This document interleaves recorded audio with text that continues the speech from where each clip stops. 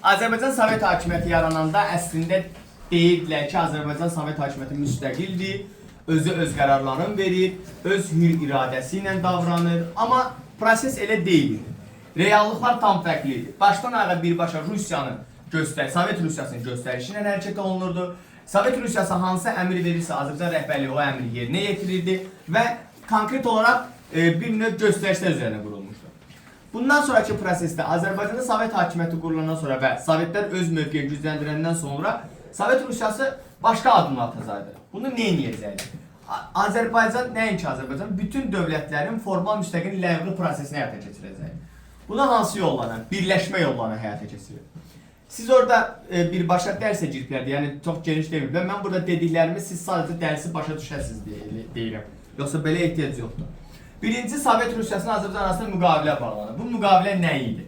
Azərbaycan bütün müdafiə sistemlərini, xaricdə təmsil olunma hüquqlarını, sonra neftin çıxarılmasına, satışın bütün səlahiyyəti verir Sovet Rusiyasına.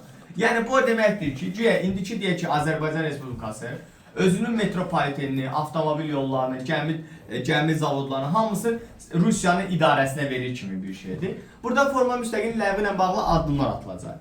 İkincisi neyini?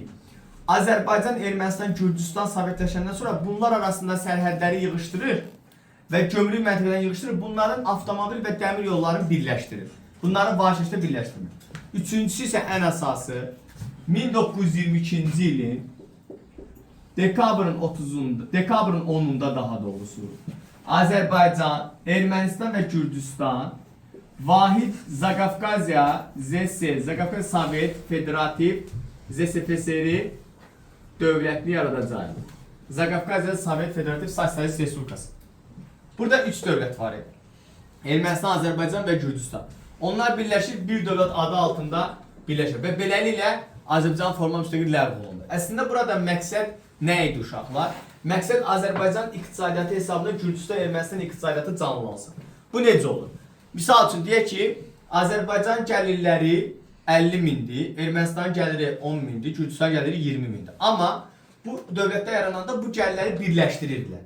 Birləşdirəndə də hərəsinə ayrı-ayrı bərabər bölürdülər. Amma Azərbaycana həmişə az bölürdü, amma yenə də olsun, deyək ki, bərabər bölürdü. Bu dəfə Azərbaycan o gəlirləri birləşdirdiyi üçün daha çox qazanan Azərbaycan artıq daha az gəlir əldə etməyə başlayır. Çünki digər respublikalara daha çox pul göndərilirdi ki, ay nə bilim onların yolları bərbaddır, nə bilim onların təchizatı zəifdir, Azərbaycanda təchizat yaxşıdır, ən azından onları təmir eləyir falan filan tipli şeylər olacaq. ZSFSR birləşəndən sonra əvvəl keçdiyimiz dərsdə dekabrın 30-unda Rusiya Sovet Federativ Sosialist Respublikası, ZSFSR, Ukrayna SSR və Belarusiya SSR vahid dövlət yaradaraq Sovet Sosialist Respublikası ittifaqı yaradacaq və bununla da vahid bir dövlət altında birləşdirəcək. SSR-nin birinci konstitusiyası 1924-cü ildə qəbul olundu. 24-də qəbul olunan bilirsiniz Türkiyə konstitusiyasına oxşayacaq, yenə konstitusiyalar soruşacaq.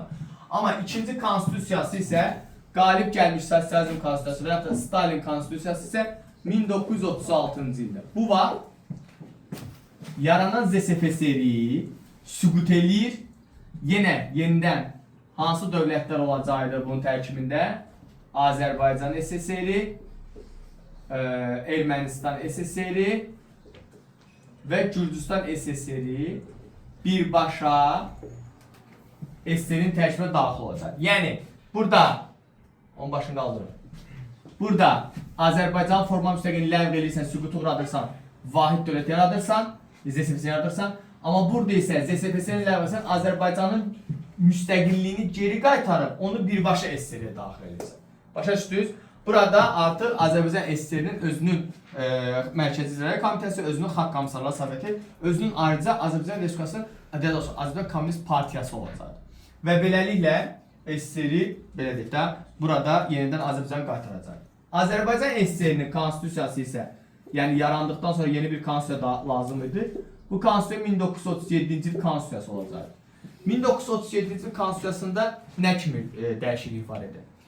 37 konstitusiyasına qədər Azərbaycanda yaşayan talışa pasportda yazırdı Azərbaycanda yaşayan talış, Kürdə Kürd, Erməniyə Erməni, Rusa Rus, avara avar, ləzgiyə ləzgi yazırdı. Amma və türkçədə türk yazırdı. Amma 37 konstitusiyasına artıq bu terminlər yığışdırıldı.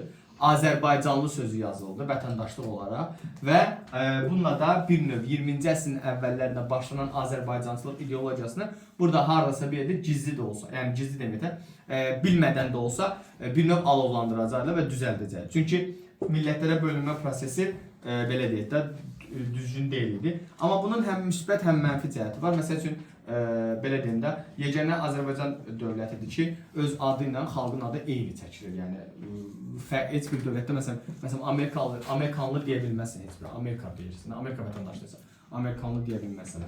Ona görə də o formatda adı çəkiləcək. Bu sizin forma müstəqil ləğvi dərsimiz olacaq. İndi keçək